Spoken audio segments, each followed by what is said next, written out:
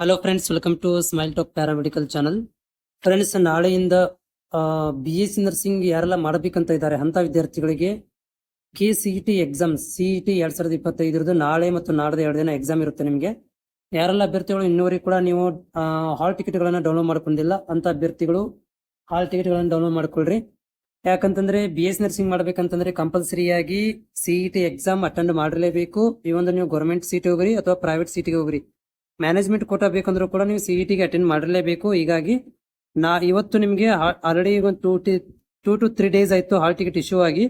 ಯಾರೆಲ್ಲ ಇನ್ನೊವರಿಗೆ ಅಡ್ಮಿಷನ್ ಅಂದ್ರೆ hall ticket download ಮಾಡ್ಕೊಂಡಿಲ್ಲ, ಹಾಲ್ ಟಿಕೆಟ್ ಡೌನ್ಲೋಡ್ ಮಾಡ್ಕೊಳ್ರಿ. ಅದರಲ್ಲಿ ನಿಮ್ಮ ಒಂದು ಎಕ್ಸಾಮ್ ಸೆಂಟರ್ಗಳನ್ನ ಕೊಟ್ಟಿರ್ತಾರೆ, ಜೊತೆಗೆ ಟೈಮು ಮತ್ತೆ ದಿನಾಂಕಗಳನ್ನು ಕೊಟ್ಟಿರ್ತಾರೆ. ಅದೆಲ್ಲ ನೀಟಾಗಿ ನೋಡ್ಕೊಳ್ರಿ. ಆಮೇಲೆ ನಿಮ್ಮ ಫೋಟೋ ಸಿಗ್ನೇಚರ್ಗಳನ್ನು ನೋಡ್ಕೊಳ್ರಿ. ಅದು ನಿಮಗೆ ಅಡ್ಮಿಷನ್ ಟೈಮಲ್ಲಿ ಕೂಡ ಹೆಲ್ಪ್ಫುಲ್ ಆಗುತ್ತೆ. ಈ ಒಂದು ಹಾಲ್ ಟಿಕೆಟ್ ಮುಂದೆ ಕೂಡ ಪ್ರೊಸೀಜರ್ಗೆ ಬೇಕಾಗುತ್ತೆ.